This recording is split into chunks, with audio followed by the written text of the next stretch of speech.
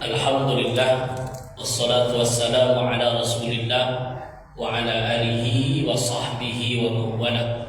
Wa la hawla wa la quwata illa billah. Rabbi israh li sadri wa yassir li amri wahlul 'uqdatam min lisani yafqahu qawli. Subhanaka la ilma lana illa ma 'allamtana innaka antal alimul hakim. Allahumma inna nas'aluka ilman nafi'ah wa rizqan thayyibah wa amalan mutaqabbalan ya Allah ya Rabbal alamin. Yang saya muliakan ibunda semua, pengurus Majelis Ta'lim Masjid Paripurna Al-Fajar beserta jamaah semua yang hadir pada sore yang berbahagia ini. Alhamdulillahirabbil alamin, bersyukur kita kepada Allah. Alhamdulillah pada sore yang berbahagia ini Allah berikan kita kesempatan, kesehatan, kemauan untuk sama-sama hadir di masjid yang mulia ini. Mudah-mudahan kedatangan kita dinilai ibadah oleh Allah Subhanahu wa taala. Amin ya rabbal alamin. Berselawat kita kepada Rasulullah sallallahu alaihi wasallam. Allahumma shalli ala sayyidina Muhammad wa ala ali sayyidina Muhammad. Di yaumil mahsyar kelak tiada harapan kita kecuali untuk mendapatkan syafaat dari beliau. Amin ya rabbal alamin. Ibunda semua yang berbahagia, pada kajian kali ini kita lanjutkan kajian kita di suasana masih Muharram.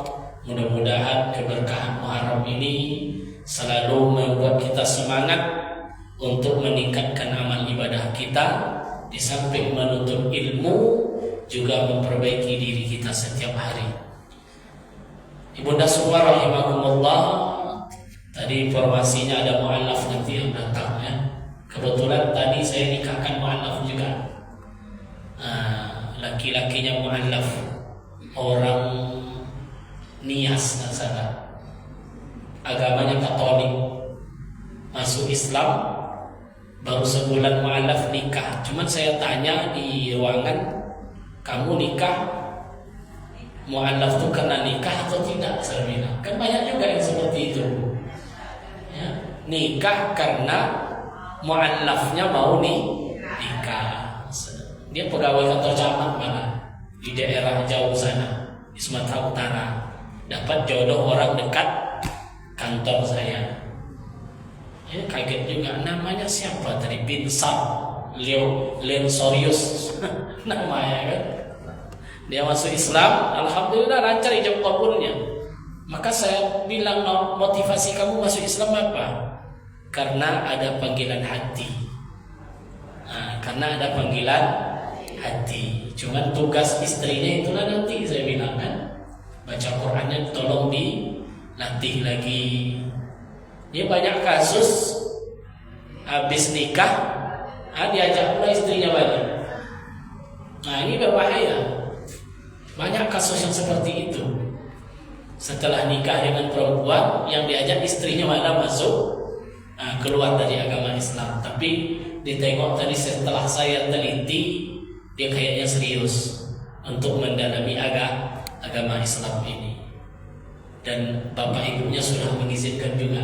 Kadang kan bapak ibunya tidak mengizinkan, tapi dia izinkan untuk masuk Islam. Maka alhamdulillah nikahnya berlancar, lancar nikahnya.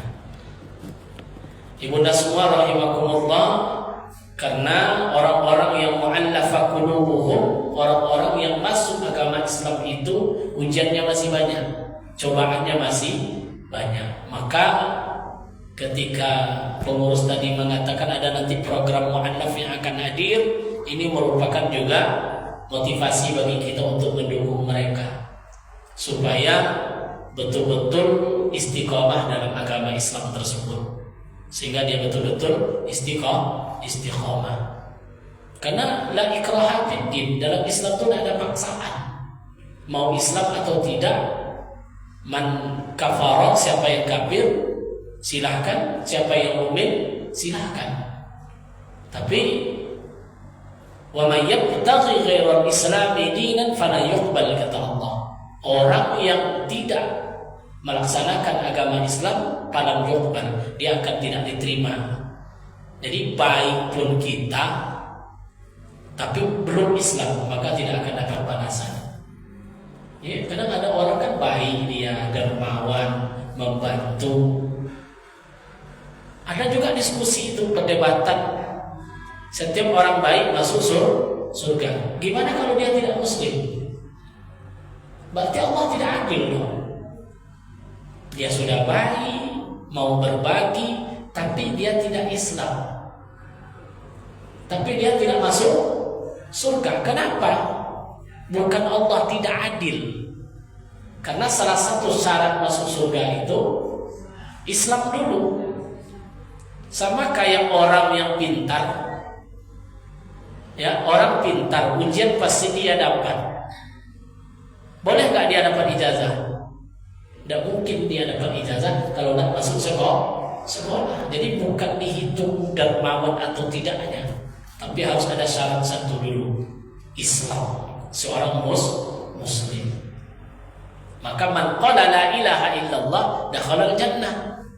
Siapa yang sudah mengucapkan la ilaha illallah pasti masuk surga. Berarti ibu semua masuk surga ya? Yakin ibu? Kayak ada orang yakin gitu. Entahlah Ustaz, masuk surga tanda dosa banyak. Cuma prosesnya kan macam-macam. Ada yang singgah dulu, ada yang langsung masuk, ada yang dibersihkan dulu sedikit. Nah, ada yang dibersihkan dulu satu hari. Ya, ibu tuh umpamanya banyak tinggal sholatnya, nah dia bayar. Ya. Dia Muslim, dihitung nanti di mizan. Rupanya harus ada proses dia dulu di neraka. Berapa lama hari ibu itu di neraka? Sehari. Lama atau enggak tuh? Enggak lama, cuma sehari. Habis itu masuk surga ibu lagi. Apa sih yang sehari itu? 1000 tahun. Nah, tahan juga. Ya. Makanya kalau bisa jangan singgah. Kalau mau kita sama-sama semuanya masuk. Gimana caranya supaya kita masuk surga? Wa may ya'mal mithqala dzarratin khairan yara. Siapa yang bagus amalannya, maka pasti dia mendapat kebaikan. Lagi-lagi tergantung amal ibadah. Apalagi bulan Muharram. Bulan Muharram termasuk bulan haram. Bulan haram dosanya berlipat, ibadahnya juga berlipat. Maka orang Islam itu memandang sesuatu itu adalah selalu baik, tak pernah buruk. Dapat musibah, innalillah, inilah ujian dari Allah. Jadi kita nggak putus asa, nggak cepat panik, nggak cepat marah. Tawakalnya ditingkatkan lagi kepada Allah. Ya. Tadi saya menikahkan orang, mau ngejar cepat-cepat, karena mulai akadnya jam 8. Ya, ada insiden juga tadi ibu. Saya dapat insiden dari di keluar kota Pekanbaru, berputar mobilnya berputar karena ada sholat tumpah. Rupanya kalau sholat tumpah itu kan nggak bisa jalan ya. Udah ngerem langsung berangkat. Tapi Allah masih melindungi. Untuk yang hancur kepala mobil, yang hancur kiri kanan saja. Menurut saya, ya Allah, udah nggak di jalan lagi. Tadi gelap nih, nggak ini lagi kan? Kita udah nggak sadar karena udah mutar-mutar.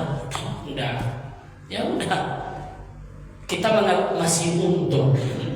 Nggak terjadi apa. Tapi kalau sempat shock mental kita nggak kuat lagi bawa mobil. Tapi insya Allah berikan jalan. Lancar juga dijemput kobornya kan. Tapi nggak pakai mobil saya lagi, pakai mobil orang kan. Dijemput, udah selesai. Jadi sisi yang kita tengok itu apa? Sisi kebaikannya. Juga ibu dapat sesuatu, kita jangan panik. Ambil sisi baiknya dari Allah. Allah masih memberi kita nikmat. Allah masih memberi kita nikmat. Jadi proses itu sebetulnya Allah menguji kita. Dan kita perlu evaluasi dalam hidup ini apa yang telah kita perbuat. Makanya momentum Muharram ini sebetulnya untuk memperbaiki diri kita, untuk makin dekat kepada Allah. Maka selalu saya katakan menggosip di bulan Muharram tidak sama dosanya dengan menggosip di bulan Safar. Habis Muharram apa Bu? Safar. Jadi ada ibu-ibu datang bawa cerita nanti, Bu, ini ada cerita nih, atau dulu Bu di bulan Safar aja besok. Nah, itu aja. Diundur di bulan. Iya Bu, itu aja. Ini ada cerita enak nih, kan ibu-ibu Islam ini kan banyak gosipnya nih. Mulai dari A sampai Z. Bukan di luar sana, bukan di sini. Kalau di sini Bu, alhamdulillah sama juga. Tak jauh beda. Ya kan? Jadi tahan aja dulu ya Bu, stop dulu. Kita undur di bulan Safar. Di bulan Safar kan tidak ingat lagi, nanti hilang ceritanya. Ya udah, itu aja kuncinya. Kalau langsung ditolak nanti kan tidak enak. Kata Ustaz berlipat-lipat dosanya kalau menggosip di bulan Muharram. Ya udah, kita undur di bulan Safar, kan selesai. Pas bulan Safar besok nggak ada lagi, hilang ceritanya. Artinya apa? Kita harus waspada, hati-hati, jaga mulut, jaga mata, jaga pandangan dan semuanya di Muharram ini. Baik, ibunda semua rahimakumullah.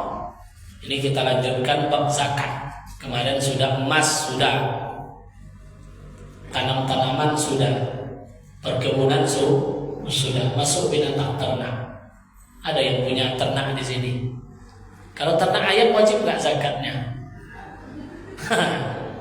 Ternak ayam wajib nggak zakatnya Bu? Kalau banyak, dia jatuh kepada zakat profesi. Kalau sempat kandang ayam 15.000, ya. Kan ayam itu ada 2 kandang 15.000. Bisnis ayam ini, bisnis ayam 15.000. Kalau 2 lantai 30.000. Saya pernah bisnis ayam, tapi nak ini juga dia. Itu kan banyak hasilnya. Hasilnya itu masuk kepada zakat profesi, keluarkan upah segala macam. Tapi yang dimaksud di sini wa fi arba'ina ila sittin, maka zakat terhadap binatang ternak itu dimulai dari onta. Nah, karena Arab maka dimulai dengan onta. Seperti apa zakat onta? Zakat wa fi kulli khamsin ibrun syatun, setiap 5 ekor onta zakatnya seekor kambing. Jadi kalau sudah sampai 5 ekor ontanya, zakatnya 1 ekor kambing. Nah, itu tidak usah kita kaji, karena tidak ada yang punya onta di sini kan. Nah, kita lanjutkan. Jadi onta ini itu disebut, kenapa di kitab disebutkan onta yang pertama kali? Karena rata-rata orang Arab ternaknya onta. Ya, ternak orang Arab itu onta. Kalau sapi, ada tak yang punya sapi? Banyak ya. Beternak sapi. Kapan zakat sapi itu? Arba'ina hatta sittin, 40 sampai 60 ekor, banyak. Jadi nasabnya berapa nisabnya? 40 sampai 60 ekor. Zakatnya adalah seekor kerbau atau sapi. Jadi kalau ibu punya sapi 40 ekor, keluarkan 1. Lembu istilah di sini, baqarah, itu keluar 1.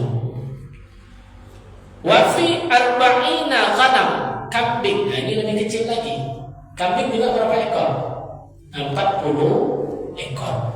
Jadi kalau kita sudah punya kambing 40 ekor, wajib zakatkan. Yajibu fil arba'ina ghanaman ila mi'ah, untuk 40 sampai 120 ekor kambing, maka adalah seekor kambing. 1 ekor kambing dikeluarkan. Ada yang beternak kambing? Mana tahu ada bisnis kambing. Ini yang terjadi di dulu waktu sahabat Rasulullah. Namanya Sa'labah. Sa'labah ini kan awalnya orang fakir. Kalau miskin Bu masih bisa makan. Dapat 1 hari habis. Dapat 1 hari habis. Kalau fakir dapat 1 hari pun tidak cukup. Itu namanya fakir. Jadi Sa'labah ini orang fakir. Sholat selalu di belakang Rasulullah. Saking rajinnya sholat, dia selalu belakang Rasulullah. Tapi keanehannya, setiap selesai salam, Sa'labah ini langsung pulang. Asal selesai salam langsung dia pulang. Akhirnya dipanggil oleh Rasulullah, "Hai Sa'labah, engkau sholat paling saf depan, tapi kenapa setiap salam kamu pulang?" Apa jawaban Sa'labah? "Saya ini fakir ya Rasulullah, tidak punya pakaian. Inilah pakaian yang layak untuk beribadah. Istri saya nunggu di rumah mau sholat." Ada orang sefakir itu, tidak cukup pakaiannya yang layak untuk ibadah. Jadi Sa'labah pulang, pakaiannya dipakai oleh istrinya untuk menutup aurat, untuk beribadah kepada Allah. Apa kata Rasulullah? "Sabar engkau Sa'labah." Cuma Sa'labah waktu itu minta, "Ya Rasulullah, andai Allah berikan saya rizki, itu Allah abadikan dalam Al-Quran." Dalam surat apa? Tidak salah. Apa kata Sa'labah tadi? "Andai Allah berikan saya min fadlih amilu bihi." Andai Allah berikan saya karunia, saya akan lebih banyak beramal. Bahasa kitanya, kalau sempatlah Allah berikan saya karunia rizki, mungkin saya tinggal di masjid ini. Saking saya mau ibadah kepada Allah. Kata Rasulullah, "Sabar engkau Sa'labah. Apa yang kau berbuat nanti akan Allah balas. Mau panen sekarang atau besok?" Kata Rasulullah. Sampai 3 kali dia minta. Sampai 3 kali. Akhirnya dipanggil Abu Bakar. Maka dicarilah kambing 2 ekor, 1 jantan, 1 betina. Kasih oleh Rasulullah. "Hai Sa'labah, ini kambing, engkau jaga, insya Allah nanti berkembang." Langsung dia sujud syukur dapat 2 ekor kambing. Di sini ada juga pesan di sini. Maka ada istilahnya sekarang zakat produktif. Apa namanya, Bu? Zakat produktif. Sebagusnya lembaga masjid itu ada namanya zakat produktif. Uang zakat tadi dijadikan untuk membukakan ekonomi bagi orang yang tidak mampu, UMKM ya, sehingga dia berkembang. Udah banyak yang berhasil itu melaksanakan itu, pemberdayaan ekonomi umat. Kalau sempatlah zakat dan wakaf ini dimaksimalkan, mungkin inilah salah satu yang membuat terentasnya kemiskinan di era kita. Cuman kan penyaluran ini yang bermasalah kadang-kadang. Ada sedikit lembaga ambil, apa kasus pula. Coba kita dulu tengok aksi cepat tanggap, pernah tuh kan, mengumpulkan donasi sebanyak-banyaknya. Akhirnya siapa yang dipenjara? Kepalanya dipenjara. Habis banyak duit buat rumah bagus, nambah ini. Apalah masalahnya? Nambah lembaga wakafnya bagus. Kan wakaf boleh 10%. Boleh 10% dijadikan untuk operasional, boleh. Untuk pengurus boleh kalau wakaf. Akhirnya apa yang terjadi? Berkembanglah kambing Sa'labah tadi. Karena yang ngasih Rasulullah doakan berkembang kambing tadi, penuh lembah-lembah. Tapi apa yang terjadi? Ketika Rasulullah salat, Sa'labah sudah mulai sak belakang. Nah, ada lagi di depan. Ibarat kita nih, kalau sempatnya saya punya mobil, ya mungkin tiap waktu saya ke masjid. Hujan-hujan pun ke masjid. Coba udah dapat mobil, pas maghrib makan ke SKA.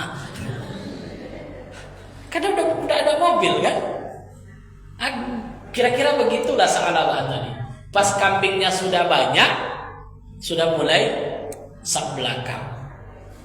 Terus lama-lama tengok ada Rasulullah, lah masbuk.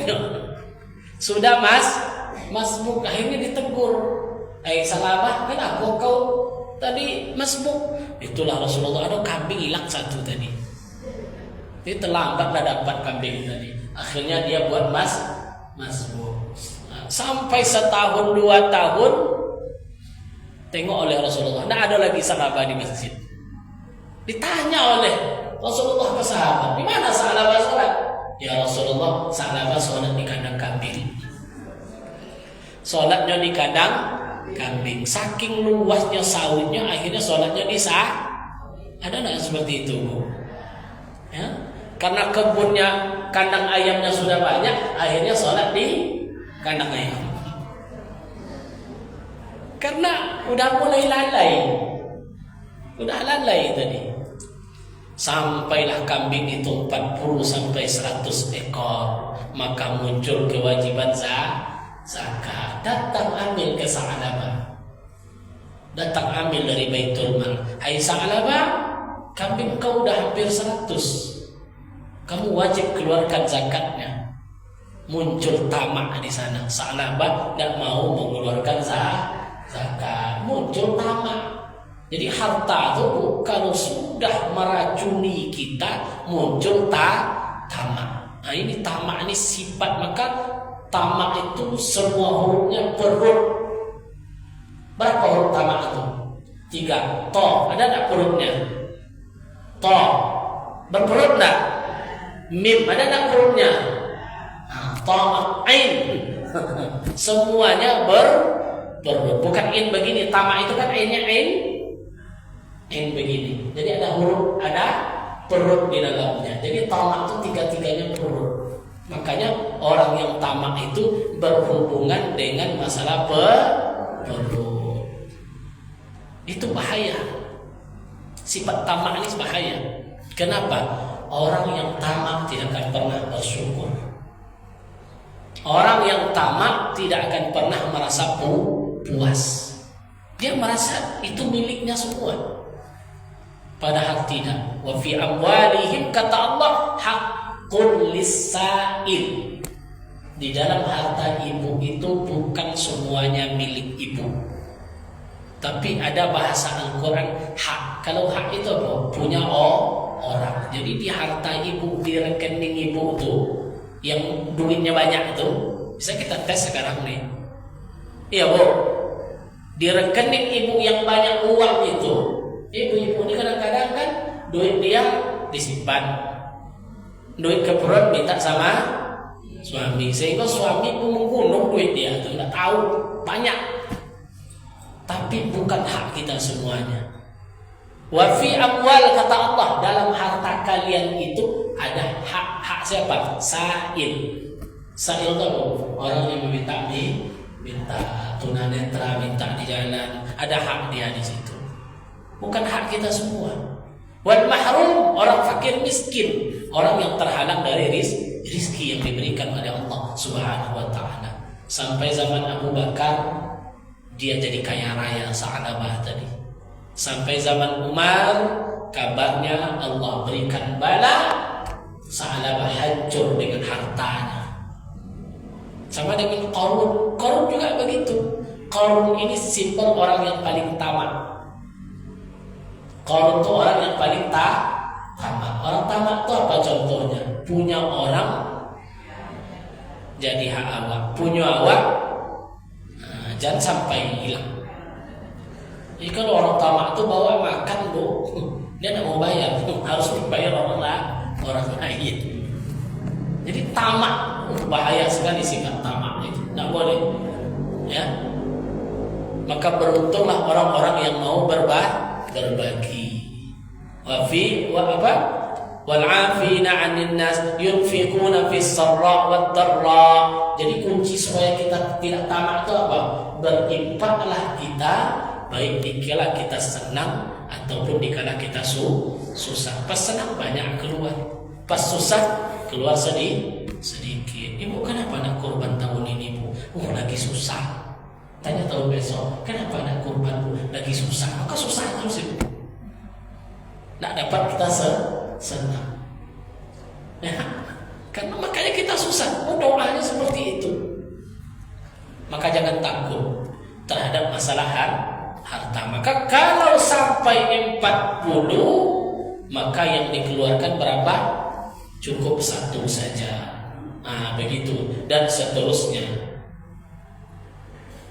Wala yu'khazu khiyar, tidak boleh diambil sebagai binatang yang bagus, misalnya sedang hamil atau yang gemuk untuk dimakan dagingnya, juga yang baru beranak setengah bulan dari masa melahirkannya. Semua itu kecuali atas keleraan dari pemiliknya. Jadi betul-betul yang dikeluarkan zakatnya tadi kambing yang sehat. Jangan cari kambing yang sakit. Itu zakat, carilah yang paling kurus, yang paling sakit, itu dikeluarkan. Itu nggak boleh. Dan keluarkan yang sehat, sama kayak berkurban. Begitulah hukum zakat. Selesai masalah zakat. Jadi zakat kemarin berapa yang dikeluarkan? Emas dan perak. Terus harta, perniagaan, perkebunan, padi, terus binatang ternak. Ini zakat-zakat yang dikeluarkan dari harta kita. Terus ada yang disebut dengan zakatul fitrah. Jadi zakat itu ada 2 pembagiannya, Bu. Zakat mal 1, yang kedua zakat fitrah. Apa itu zakat fitrah? Summiyat bizalik li'anna wujubuha wa furidat. Dan zakat fitrah disebut sebagai fitrah karena zakat berhubung kepada fitrah manusia. Maka zakat fitrah itu tidak ada nisab. Yang penting ketika orangnya ada, wajib zakat meskipun dia baru lahir. Jadi kalau anak lahir malam Idul Fitri, terkenalah dia zakat fitrah. Paham ya? Tapi kalau sudah masuk 2 Syawal, dia tidak terkena zakat fitrah. Di situ. Itu yang dimaksud dengan zakat. Wa furidat fi saniyal hijrah bir Ramadan. Zakat fitrah itu datang perintahnya tahun kedua hijrah. Jadi Nabi sudah 2 tahun di Madinah. Jadi tahun puasa kedua di Madinah baru datang perintah zakat fitrah. Qala zakatul fitrah li syahri Ramadan kasajadati sahwi lis-salat. Para ulama mengatakan seperti itu. Zakat fitrah itu di puasa Ramadan seperti sujud sahwi dalam salat yang lupa. Berarti guna zakat fitrah itu apa? Menambal yang kurang-kurang. Contoh ibu salat entah 4, entah 3, entah 4, entah 3. Gimana cara menghilangkannya? Sujud sahwi. Begitu juga puasa Ramadan. Yakin tidak ibu sempurna puasa kita? Tidak mungkin sempurna. Pasti ada kekurangan-kekurangan. Menambalnya apa? Zakat itulah guna zakat fitrah tadi. Supaya puasa kita ini sempurna, kata para ulama. Seperti sujud sahwi, naqsus salat, menyempurnakan kekurangan dalam salat. Begitulah fungsinya. Berapa zakat fitrah? Ala hurrin, wajib kepada setiap manusia, setiap muslim semuanya. Bi ghurubi lailatul fitrah min Ramadan, kewajiban zakat fitrah mulai dengan terbenamnya matahari akhir Ramadan atau malam Idul Fitri, dengan mendapatkan bagian dari bulan Ramadan. Wa awwalu juz'in Syawal, dan terakhir bulan Ramadan dan awal bulan Syawal itu terakhir kewajibannya. Jadi sampai terakhir bulan Ramadan itu masih bisa dibayarkan zakat fitrah.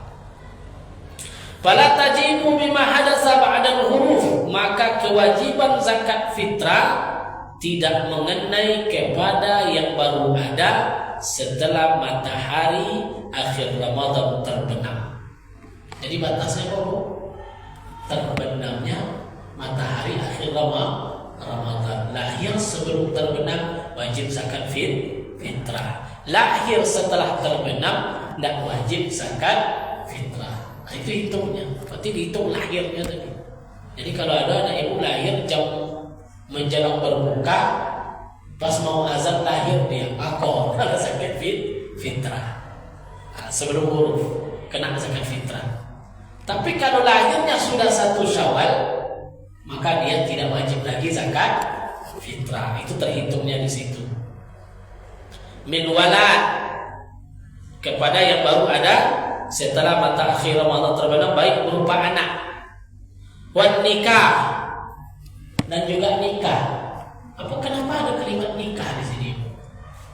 Mana tahu kalau nikahnya sebelum terbenam matahari, maka suami wajib mengeluarkan zakat istri. Tapi kalau nikahnya setelah terbenam matahari Ramadan, maka suami tidak wajib memberikan zakat istri.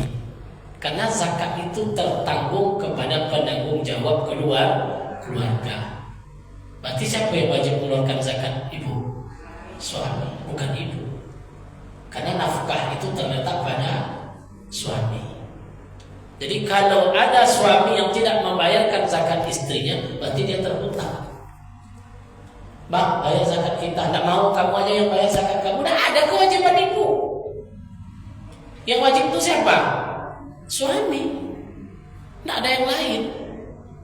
Maka di nasihat pernikahan sering saya katakan tuh, izin bekerjanya seorang istri itu tergantung kepada suami. Kalau suami mengizinkan bekerja, barulah dia bekerja. Kalau tidak diizinkan suami, haram hukum bekerja. Kenapa? Karena ibu sudah dapat nafkah. Makanya gaji istri untuk siapa? Gaji suami? Nah, kan untuk ibu semua. Gaji suami untuk siapa, Bu? Gaji istri? Enak lah ya kayak gitu. Makanya tergantung ibu bekerja atau tidak, itu wajib izin suami. Terus bekerjanya di bidang mana? Islam pun mengatur. Tak sembarangan juga tempat bekerja. Tesis saya ini dulu, masalah emansipasi wanita, masalah gender saya angkat. Batasan seorang wanita karir dalam pandangan maqasid syariah, itu tesis saya dulu di S2. Sebatas mana saja perempuan itu boleh bekerja? Sejauh mana seorang perempuan itu boleh bekerja? Karena ada juga fenomena di Pekanbaru ini yang nyari nafkah itu istri. Ada tak, Bu?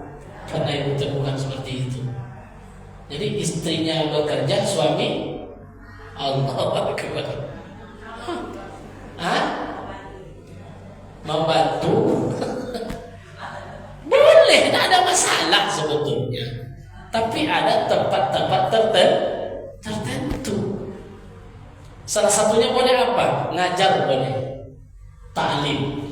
Karena zaman Rasulullah perempuan juga mengajar. Cuman akhir-akhir sekarang yang paling banyak di pengadilan agama itu menggugat suami atau istri. Datanya siapa yang coba tengok di PH? Yang paling banyak siapa? Istri. Profesi yang paling banyak menggugat itu siapa? Profesi. Siapa yang paling banyak menggugat? Perempuan. Perempuan berprofesi apa yang paling banyak menggugat? Allah. Siapa, Bu? Guru informasinya ya. Kok bisa terjadi saya bilang seperti itu? Padahal guru dibolehkan sebetulnya ta'lim. Yang paling gawat itu apa? Setelah sertifikasi melonjak gaji ibu-ibu itu. Yang dulunya hanya 3 juta, sekarang 15 juta sebulan. Kalau 15 juta rupiah gaji ibu-ibu itu, suami gaji 5 juta, dipandang enteng segitu Pak katanya. Bukan wanita di sini ya, ini wanita yang tidak bersyukur. Ini banyak kejadian hari ini. Jadi fenomena ini saya angkat di tesis tadi. Yang kenapa seperti apa? Gitu. Waktu itu dapat pembimbingnya Dr. Mawardi. Lumayan juga kan pembimbing sama dia. Sebatas apa perempuan ini boleh bekerja? Nanti ketemu tuh sesuai dengan maqasid syari. Enggak dilarang. Tak dilarang dia bekerja, enggak. Tapi harus izin suami. Yang kedua, jangan terlalu ihtilat. Ihtilatnya bercampur laki-laki dengan perempuan. Fenomena terjadi di banyak konseling di pernikahan itu. Kenapa terjadi seperti itu? Karena sering bertemu. Setelah sering bertemu, sering masuk grup WA. Setelah masuk grup WA, jalan-jalan. Setelah jalan-jalan, tukar sudah tukar nomor, nanya apa kabar? Ada. Maka terjadilah yang diingin, bukan yang tidak diinginkan, yang diinginkan. Terjadilah yang diinginkan. Ini yang berbahaya. Nah, ini sangat berbahaya. Maka nafkah tadi pada asalnya itu dari suami. Ar-rijalu qawwamuna 'alan nisa. Ini dalilnya. Terus boleh tak seorang perempuan membantu suaminya dalam menafkah? Boleh. Tidak masalah.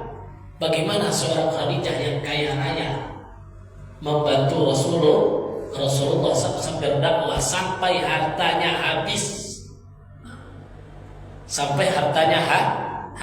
Tapi dia tetap menghargai dan menjadikan Rasulullah itu sebagai imam. Itu saja kuncinya. Biarkan ibu kepala sekolah di luar, tapi kalau sudah di rumah, ibu rumah tangga, jadi makmum bagi suaminya. Nah itulah, kemana pergi gaji waktu? Ini kalau di kuat itulah jadinya kan kemana-mana gajinya. Masalah keluarga. Fikih munakahat kita belum sampai. Kalau sampai kita ke fikih munakahat nanti, itu asik gaji itu kan. Masalah hukum keluarga. Jadi zakat fitrah tadi siapa yang menanggung? Suami. Dia yang menanggung dalam tanggungannya. Maka disebut di sini nikahun wala tasqutu bima yahdatsu ba'dahu. Maka gugurlah kewajiban fitrah itu setelah terbenam matahari. Jadi kalau sebelum terbenam itu masih kewajiban. Memang ada yang nikah di Idul Fitri? Ada. Saya pernah menemukan pernikahan terjadi sebelum sholat Id. Datang. Ini kapan nikahnya nih, Pak? Nikah sebelum sholat Id. Jam berapa saya ke sana? Saya bilang. Orang mau sholat, nikah dulu. Kenapa bisa terjadi itu? Di situ pula waktunya katanya.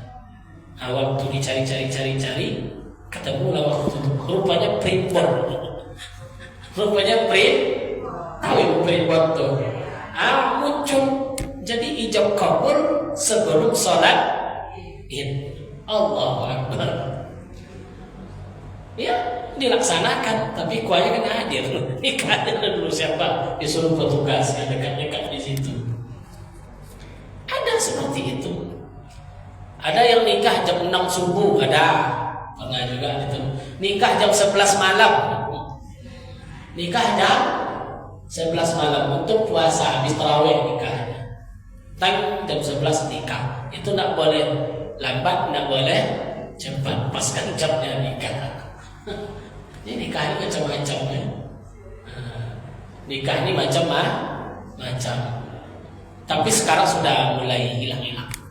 Itu dulu-dulu banyak seperti itu. Apalagi ada yang mengatakan tak boleh nikah di bulan Muharram. Banyak juga pendapat seperti itu. Maka di kantor kami kadang-kadang fenomena di daerah-daerah, mohon maaf, itu tidak ada daftar itu bulan Muharram. Nggak ada gitu. Udah mulai hilang. Tapi akhir-akhir sekarang sudah mulai, udah modern kan. Kadang anak-anaknya kan mau ikut juga. Karena dia nyari nikah di hari libur. Yang mau main kan itu dicari. Tanggal cantik. Kalau tanggal 10 bulan 10 tahun 2020, itu banyak itu. Pernah dulu nikah tahun 2022. 2007 ada tanggal yang paling cantik Sampai satu hari itu 20 pasang. 20, 8, 9, 10, 11, 1, 2, 3 sampai malam. Udah ijab kabul semua. Karena nyari tanggal cantik. Udah mulai hilang lah hal-hal yang seperti itu. Nah, begitu. Waktu adaiha min waqtil wujubi ila ghurubi syamsi yaumil fitri fayalzumul mazkuran ay yu'addi bi qabla ghurubi syamsi. Waktu pembayaran zakat fitrah diwajibkan terbenam matahari akhir Ramadan hingga terbitnya matahari Idul Fitri. Jadi sebelum fajar itu masih bisa bayar. Nanti malam takbiran bisa bayar zakat oleh zakat fitrah. Dimulainya kapan? Awal Ramadan.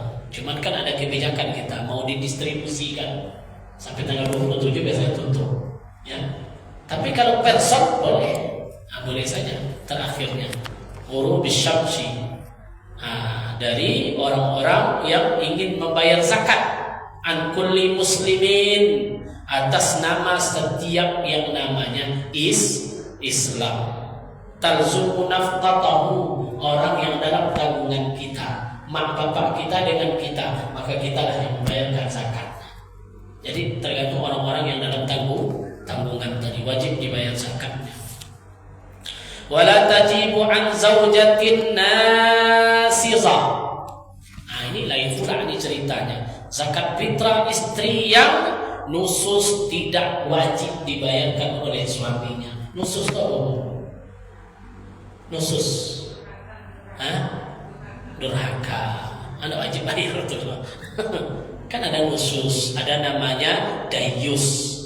Di fikih keluarga banyak. Ada namanya nusus, ada dayus. Nusus ini istri yang beringkar kepada suami. Dayus, suami yang tak cemburu menengok istrinya dengan orang lain.